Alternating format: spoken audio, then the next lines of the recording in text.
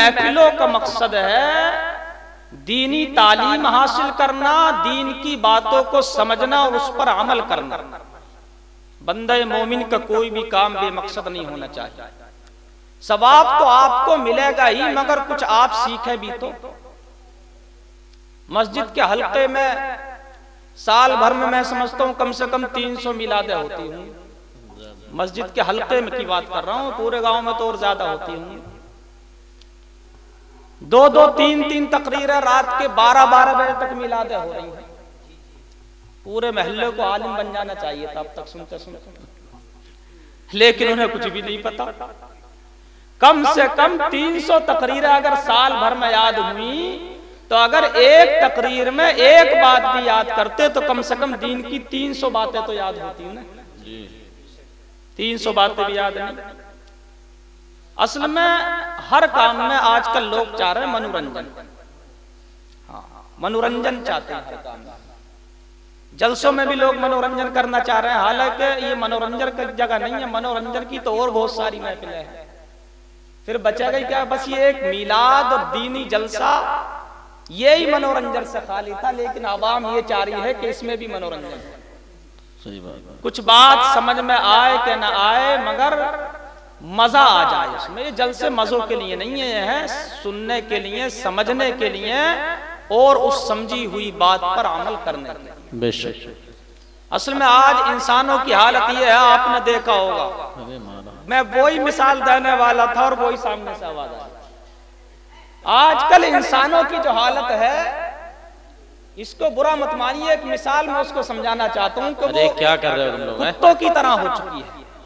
किस तरह आपने देखा होगा, जब रात में कोई एक कुत्ता किसी गली में भौंकता है तो उसकी आवाज को सुनकर दूसरा भी भौंकने लगता जी। फिर तीसरे तक आवाज जाती है तो वो भी भौंकता है, फिर चौथा भौंकता है। जी हाल ये होता है कि हर गली से कुत्तों के भौंकने की आवाज आती है, पूरा गांव उनकी आवाजों से गुंजार जाता है। अब अगर उन कुत्तों से ये पूछा जाए कि भाई क्यों भौंका तू, तो वो कहेगा उधर से भौंकने की आवाज आ रही थी तो मैं भी भौंक पड़ा। उससे पूछा जाए तू क्यों भौंका, कि मुझे उसकी आवाज आ रही थी भौंकने, मैं भी भौंक पड़ा। चलो पहला कुत्ता भौंका था, उसने कुछ देखा होगा इसलिए भौंका, मगर तूने क्या देखा? तूने तो कुछ नहीं देखा, तू बिला वजह क्यों भौंक रहा? बिल्कुल यही हाल आज इंसानों का है, मुसलमानों का है। कोई जरा सा कोई कैसा काम कर ले, जब उसने वो काम कर लिया तो उसके पड़ोसी को, रिश्तेदार को, बस्ती वालों को वो काम करना है, चाहे उल्टा हो या सीधा। हो सकता है उसका कोई मकसद हो, उसने क्यों किया जी। लेकिन कोई ना कोई फायदा तो होना चाहिए। फायदे से कुछ लेना देना नहीं है इन्हें तो बस करना है कि ऐसा चल रहा तो बस चल रहा है, कि उसने भी ऐसा करा था तो मैंने भी ऐसे ही कर लिया। ऐसा चल रहा है, ऐसा होता हुआ देखा मैंने, ऐसे ही हो रहा। इससे कुछ लेना देना नहीं कि इसमें नुकसान क्या है, फायदा क्या है, मजहब इस्लाम इसकी इजाजत देता है कि नहीं देता, इसका कुछ लेना देना। जैसे आज हमारी माँ बहनों का हाल देखो कि हर जोड़े की चूड़ी अलग चल रही है। ऐसा चल रहा है या भी चला कुछ दिनों से। सही है। पूरे के पूरे संदूक जो है वो चूड़ियों से भरे हुए हैं हर महीने, और किसी का 15 दिन में जो है वो जोड़ा बन गया है तो हर 15 दिन में उसी की मैचिंग वाली क्या आ रही है, चूड़ी आ रही है। अब हर जोड़ी की जूती भी अलग आने लगे तो, और मुफ्ती सरफराज साहब कहने लगे कि हर जोड़े की टोपी भी अलग आ गई, या अपनी टोपी अलग लाल लगे तो सारा रुपया पैसा तो चूड़ियों में और टोपियों में खत्म हो जाएगा। खाएंगे क्या और बाकी काम कैसे? टोपी घर में चूड़ी चोड़ी और टोपी टोपी होंगी, मुफ्ती सरफराज साहब की टोपियां होंगी और अहलिया की चूड़ियां चूड़ियां होंगी, बाकी क्या काम होगा? तो जरा हिसाब को देकर हमारी माँ बहने ये भी समझा, अगर किसी ने 5000 का सूट बनाया है तो उसके खाविंद की आमदनी भी तो 50,000 की होगी जी। और यहाँ तो मुफ्ती साहब की तनख्वाही कुछ 5,000 की तो एक जोड़ा बन जाएगा, बात खत्म हो जाएगी। दवा दारू कहाँ से होगी, बच्चों की तालीम कहाँ से होगी, घर कहाँ से बनेगा, शादियां कहाँ से होंगी? फरमाते खर्च ब आमदनी, खर्च जो होना चाहिए वो आमदनी के हिसाब से होना चाहिए। तो मैं बता रहा था लोगों को इससे लेना देना कुछ नहीं है। आज होड़म होड़ में हर मामले में इस कदर मामला बढ़ता चला जा रहा है कि वो आगे होता चला जा रहा है। अच्छा आप ये बताएं कि दुनिया में अक्लमंद लोग ज्यादा हैं या अक्लबंद लोग ज्यादा हैं? दुनिया में समझदार अक्लमंद लोग ज्यादा हैं या अक्लबंद लोग ज्यादा हैं, जिनकी अक्लें बंद हैं अभी खुली नहीं है? दुनिया में जो है बेवकूफ लोग ज्यादा अक्लबंद। कुरान मजीद में अल्लाह तबारक व तआला फरमाता बल अक्सरुहुम ला याक़िलून, ज्यादातर लोग ऐसे हैं जो अक्ल नहीं रखते, उन्हें अच्छाई बुराई की तमीज ही नहीं है। आप बताएं कि जो सही सलामत इज्जत का लिबास है, चाहे वो कुर्ता पैजामा हो या वो चलिए सही सुध वाली पैंट शर्ट ही हो, वो 500 रुपए में मिल जाएगी, 1000 रुपए में मिल जाएगी। और फटौई वाली पैंट शर्ट जो ऐसा लगता है जैसे घूरों पे से उठा के ला के पहनी है, आगे भी फटौई, पीछे ही फटौई, नीचे ही फटौई, ऊपर भी फटौई, वो मिल रही है 2500 की। तो हमारा नौजवान सही सलामत पैंट 500 में, 300 में, 1000 रुपए में लाने के लिए तैयार नहीं है, और फटौई वाली 5000 में भी ले लेगा। तो ये बेवकूफी नहीं है तो क्या अक्लमंदी है? ये बेवकूफी तो है। ये क्या है? बेवकूफी है। आज आप देखें कि दूध वाले होटलों पर दूध उठाए पड़े हैं, मलाइयां जमी पड़ी हैं। जो अल्लाह की नेमत है, ताकतवर चीज है, दूध खाने की चीज है, दूध घी दूध, तो दूध कोई पीने के लिए तैयार नहीं और शराब की हट्टियों पर लाइन लगी पड़ी। तो ये अक्लमंदी नहीं तो क्या? बेवकूफी नहीं है तो क्या अक्लमंदी है? बेवकूफी तो है। ये क्या है? बेवकूफी है। आज सिगरेट पे, गुटखों पे, तमाम नुकसानदेह चीजों पे लिखा हुआ आ रहा, छपा हुआ आ रहा, फोटो छाप के दिखा रहे हैं कि ये चीज नुकसान देगी, इससे कैंसर होगा, ये बीमारी पैदा होगी, ये होगा, वो होगा। तो आदमी उसे जानबूझ के रुपया पैसा खर्च करके बीमारी को खरीद रहा और खा रहा। क्या कर रहा? बीमारी को खरीद। तो क्या ये अक्लमंदी? ये क्या है? बेवकूफी। दुनिया के हालात उल्टे होते चले जा रहे हैं। आप देख नहीं रहे? जब पहले कोई ब्याह शादी होती थी तो लोगों के यहाँ खाना बनता था, मेहमान आते थे, तो क्या होता था? हालात ऐसे होते थे कि नाचने वाले बाहर से बुलाए जाते थे। तो वहां के बुला लो, कुछ गांव मशहूर हैं, मैं नाम जिक्र नहीं करूंगा, कि वहां से बुला लो और वहां से बुला लो। नाचने वाले बाहर से बुलाए जाते थे और खाना पकाने वाले घर ही से हो जाते थे। महल्ले से रिश्तेदार मिलजुल के खाना पकाया और खा लिया, और नाचने वाले बाहर से बुला लिया। आज मामला उल्टा हो गया। खाना बनाने वाले बाहर से बुलाए जाते हैं कि भोजपुर के कारीगर लाओ उड़द चावल बनाने के लिए, रामपुर के कारीगर लाओ कोरमा और अंगोटी रोटी के लिए। कारीगर खाना बनाने के लिए बाहर से बुलाए जाते हैं और नाचने वाले घर से ही हो जाते हैं। कोई कमी थोड़ी है। जरा सा डीजे बजाना, चचेरे फुफेरे मुमेरे सब तैयार हैं। पहले नाचने वाले बाहर से आते थे, खाना बनाने वाले घर से ही हो जाते थे। लेकिन आज खाना बनाने वाले कारीगर बहुत दूर दूर से बुलाए जा रहे हैं कि वहां के बुलाओ और वहां के बुलाओ। लेकिन नाचने वालों की कमी नहीं है, हर घर में नचैया है, हर घर में नाचने वाला है। अभी डीजे बजा दो, आधी बस्ती यहाँ ही होगी, आधे नौजवान हमारे नाचते हैं। नाचने में ना कोई शर्म है ना हया है, लेकिन नमाज सुनाने में, नमाज पढ़ने में, दीनी महफिल में बैठने में शर्म हया है। ये समझ लो जन्नती लोग बहुत कम होंगे, हजारों में एकाध, हजारों में एकाध। इसकी एक मिसाल मैं आपको समझाता हूं। आज ये मुफ्ती सरफराज साहब ने और अराकीन कमेटी ने जश्न दस्तार बंदी का जलसा मुनक्किद किया। तो चलो ये जलसा है, हालांकि जो बातें जलसे में होती हैं वही महफिल मिलाद में भी होती है। अल्लाह और रसूल की दीन की बात, बाहर से भी मेहमान आए हैं, बस्ती के हैं, तो इसमें तो चलो कुछ लोग आ जाते हैं। लेकिन महफिल मिलाद में तो घर घर वाले ही दिखाई देते हैं। खाने के टाइम पूरा खानदान और मिलाद के टाइम वही दो भैया बैठे, एक इधर को बैठ गए, एक इधर को बैठ गए। हाँ, सुनाने वाले मिलाद में सुनने वालों से अक्सर महफिलों में ज्यादा है। अक्सर महफिलों में सुनाने वाले ज्यादा हैं और सुनने वाले क्या कम है। तो अगर आप इसका जायजा लें और इससे पहचाने कि जन्नती लोग कितने होंगे और जहन्नमी कितने होंगे।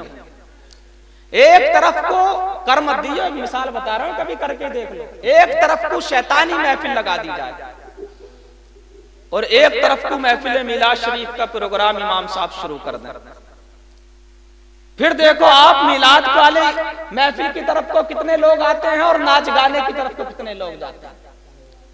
महफिल मिलाद में उन्हें इज्जत के साथ बिठा रहे हैं, बुला रहे हैं, शीरनी भी खिला रहे हैं, चाय भी पिला रहे हैं, और सर्दी का मौसम है तो लिहाफ गद्दे भी बिछा रहे हैं उनके लिए कि बैठो आराम से आके सुनो। तो वहां आने के लिए कोई तैयार नहीं है। और शैतानी काम तो आप बस्ती को छोड़ के जंगल में जाके जनवरी के मौसम में आप डीजे बचा दे, नाच नचा दे, पूरी बस्ती हुई फिर बुलाने की जरूरत नहीं। तो शैतानियत की तरफ इस कदर रुझान है और दीनी और ईमानी महफिलों की तरफ इस कदर रुझान है, समझना। अभी अगर खुदा ना करे इधर को कोई शैतानी महफिल हो जा तो जितने आप यहाँ बैठे हुए इसमें के भी आधे हो जाएंगे। इस वाली में उसमें का आना इधर को बहुत मुश्किल है, लेकिन इस महफिल का उधर को जाना बिल्कुल आसान है। उधर को जाना क्या है, बिल्कुल आसान है। ऐसा भी हो सकता है कि 2-4 बुजुर्ग हमारे रह जाएं, बाकी सब उसी गंगा में बह जाए। तो समझने की जरूरत है, अल्लाह पाक ने अक्ल दी है, अच्छा क्या है बुरा क्या। अब ये कोई उज़्र चलने वाला आखिरत में नहीं है कि हमें तो पता ही नहीं। गांव गांव हाफिजो कारी मुफ्ती आलिम है जो समझा रहे हैं, बता रहे हैं। सबसे बड़ा मुफ्ती तो तुम्हारे पास मोबाइल है, कहीं फोन करो, कोई भी मसला पूछ लो। लेकिन बात हकीकत में ये है कि जब इमाम साहब मस्जिद में मौजूद होते हैं तो हमने देखा, हमने भी इमामतें की है, मदरसे भी पढ़ाए हैं, तो हर मुक्तदी मुफ्ती नजर आता है। जब इमाम साहब मस्जिद में मौजूद होते हैं और किसी मसले का नंबर आता तो कभी कभी तो ऐसा होता है इमाम साहब से पहले मुक्तदी बोल जाता है। तो जब इमाम साहब मौजूद होते हैं तो हर मुक्तदी मुफ्ती नजर आता, मगर जब इमाम साहब घर चले जाते हैं तो उनमें से किसी भी की हिम्मत नहीं होती कि मुसल्ले पर चढ़ के जमात के साथ नमाज पढ़ा दे, फिर उनकी मुफ्तियत का चली जाएगी।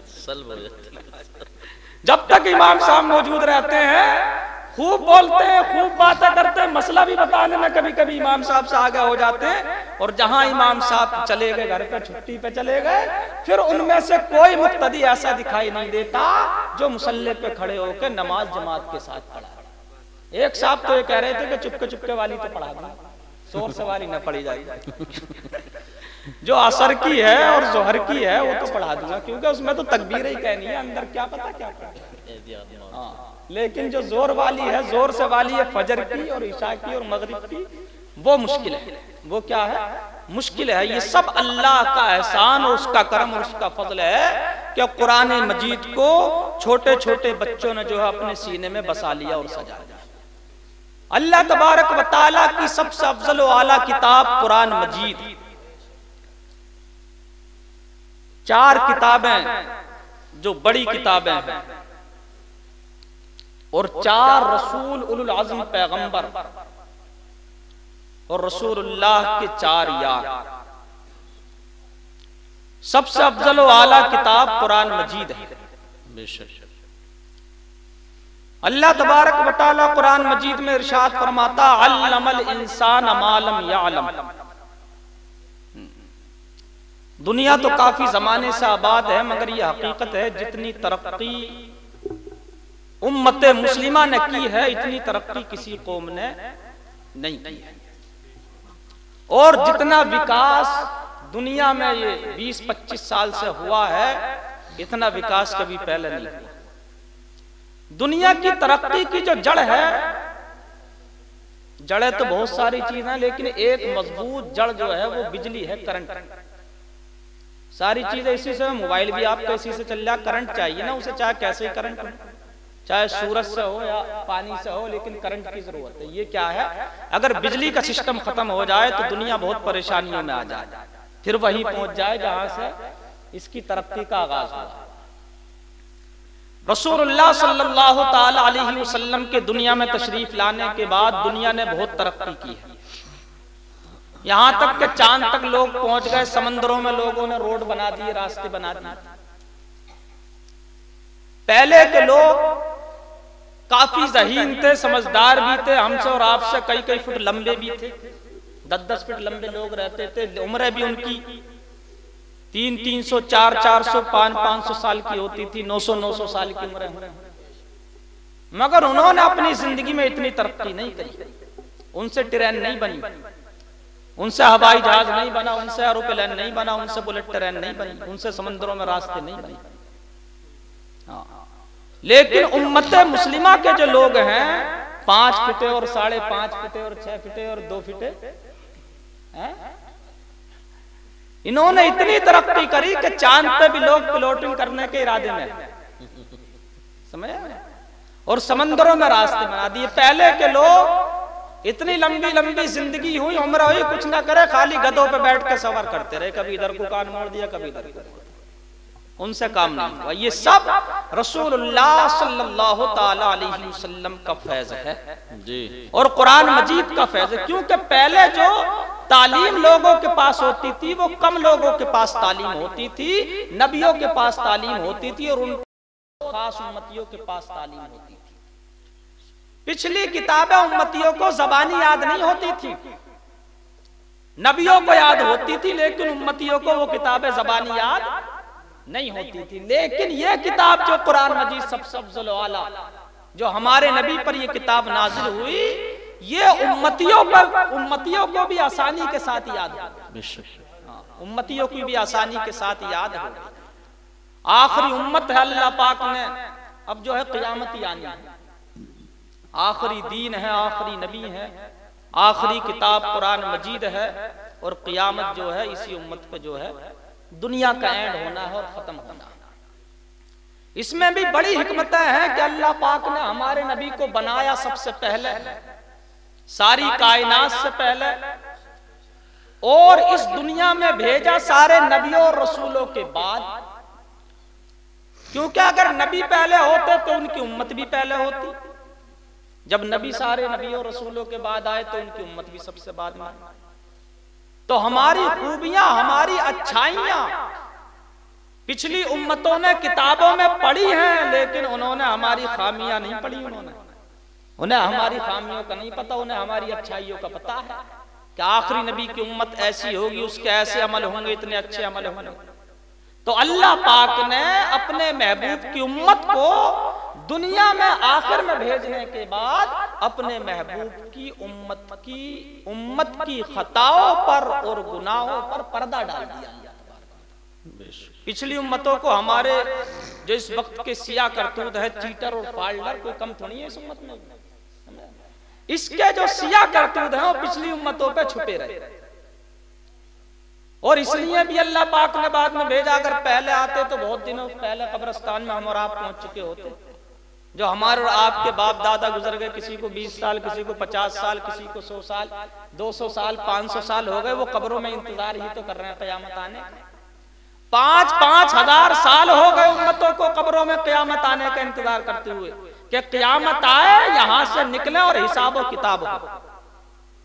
सबसे कम जो इंतजार होगा वो इसी उम्मत का होगा। सबसे कम जो इंतजार होगा हिसाब किताब के लिए, क़यामत आने के लिए, वो इसी उम्मत का होगा। कुछ तो इस उम्मत के ऐसे होंगे कि उन्हें कोई लंबा इंतजार ही नहीं करना पड़ेगा, जो बाद में आएंगे, जो दुनिया के आखिर में जाकर आएंगे। हमें और आपको भी काफी लंबा इंतजार करना पड़ सकता है, 400 साल लग जाए, 500 साल लग जाए, ये इंतजार करना पड़ा। उन्हें कोई इंतजार करना नहीं पड़ा। अल्लाह पाक ने अपने महबूब को सारे नबी और रसूलों के बाद आखिर में भेजा, ताकि मेरे महबूब की उम्मत को क़यामत आने का ज्यादा इंतजार अपनी कब्रों में ना करना पड़े जी। और सबसे पहले भी यही उम्मत जाएगी जन्नत में। इस उम्मत के गुनाहगार भी पिछली उम्मत के नेकोकार से जन्नत में पहले जाएंगे। आए दुनिया में सबसे बाद में और जाएंगे सबसे पहले। दुनिया में आए सारी उम्मतों के बाद और जन्नत में जाएंगे सारी उम्मतों से पहले। इमाम अहले सुन्नत आला हज़रत कहते हैं, जाए ना जब तक गुलाम, खुल्द है सब पर हराम। कोई उम्मत नहीं जाएगी। जाए ना जब तक गुलाम, खुल्द है सब पर हराम। मिल्क तो है आपका, तुम पे करोड़ों दुरूद। सुभान अल्लाह। ये हमारा कमाल नहीं है, ये हमारे नबी हुजूर सल्लल्लाहु ताला अलैहि वसल्लम का कमाल है। जाते जाते एक बात और बता दूं, वक्त तो काफी हो गया, अब दस्तार बंदी होगी। आधे घंटे को मैंने कह दिया था, 2 मिनट और। ये भी आप समझ लें कि जितने ईमान वाले अल्लाह तबारक व तआला को, नबियों रसूलों को, आसमानी किताबों को, दीन की बातों को मानने वाले, इस एक प्यारे नबी सल्लल्लाहु ताला अलैहि वसल्लम की उम्मत में हुए हैं और होंगे, इतने तो सारी उम्मतों में मिलाकर नहीं होंगे। हाँ, पिछली उम्मतों में ईमान वाले बहुत कम हुए, ईमान वाले बहुत कम हुए। रिवायतों में लिखा है कि जन्नतियों की 120 सफ़े होंगी। ये अल्लाह पाक जानता है, उसके रसूल जानते हैं कितनी लंबी सफ़े होंगी। 120 सफ़े होंगी, जिनमें से 80 सफ़े उम्मत मोहम्मदिया के मर्दों औरतों की होंगी और 40 सफ़े बाकी तमाम नबियों की उम्मतों की। बेशक, सुभान अल्लाह। क्या बात निकल कर आई? इससे बात समझ में आई कि सारी उम्मतों से भी रसूल पाक सल्लल्लाहु ताला अलैहि वसल्लम के उम्मती जन्नत में दुगने होंगे। बेशक। हाँ, किसी उम्मत के 10, किसी के 100, किसी के 50, किसी के 1000, किसी के लाख, बस ऐसे होंगे। लेकिन उम्मत मोहम्मदिया के लोग तो जन्नत में इतनी तादाद में होंगे कि जिधर जाएंगे, जहां जाएंगे, उम्मत मोहम्मदिया का ही रेला दिखाई देगा जन्नत में। हाँ, उम्मत मोहम्मदिया ही का बोलबाला होगा जन्नत में, क्योंकि सबसे ज्यादा तादाद इन्हीं की होगी। बाकी उम्मतों के लोग तो बहुत कम, इक्का दुक्का, 1000, 2000, लाख, इतनी तादाद में होंगे। मगर इस उम्मत के लोग सारी उम्मतों के लोगों से मिलकर दुगने, हाँ दुगने होंगे। हजरत नूह अलैहिस्सलाम ने 950 साल तक तबलीग फरमाई। फिर तूफान नूह आया, उन पे कितने लोग ईमान लाए? 80 हजरात थे। फिर जब वो बस्ती बसाई समानी, 950 साल मेहनत करी, कोशिश करी, कितने लोगों ने कलमा पढ़ा उनका? कुल 80 हजरात में 80 मर्दों औरतों ने कलमा पढ़ा। लेकिन हमारे नबी हुजूर सल्लल्लाहु ताला अलैहि वसल्लम ने 40 साल की उम्र में अपने नबी होने का ऐलान फरमाया और 63 साल 3 दिन की उम्र में शायद आप दुनिया से तशरीफ ले गए। 23 साल आपने तबलीग फरमाई, 23 साल, और उसी मुद्दत में कुरान मजीद नाज़िल हुआ। 23 साल में 23 साल आपने तबलीग फरमाई।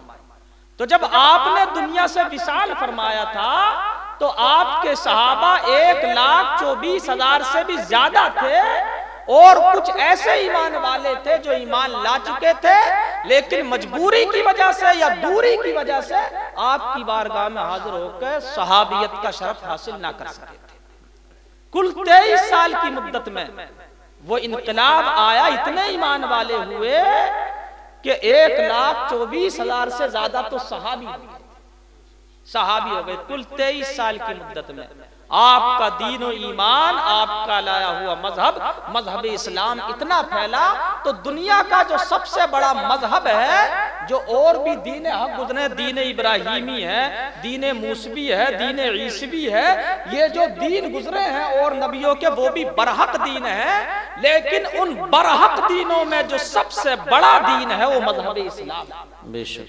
और सबसे अफजल जो दीन है वो भी मजहब इस्लाम है। इन्नद्दीन इंदल्लाहिल इस्लाम, अल्लाह तबारक व तआला के नजदीक सबसे ज्यादा जो पसंदीदा दीन है वो मजहब इस्लाम है। और भी अल्लाह को पसंद है, वो दीन भी अल्लाह को पसंद है, मगर सबसे ज्यादा जो पसंद है वो मजहब इस्लाम है।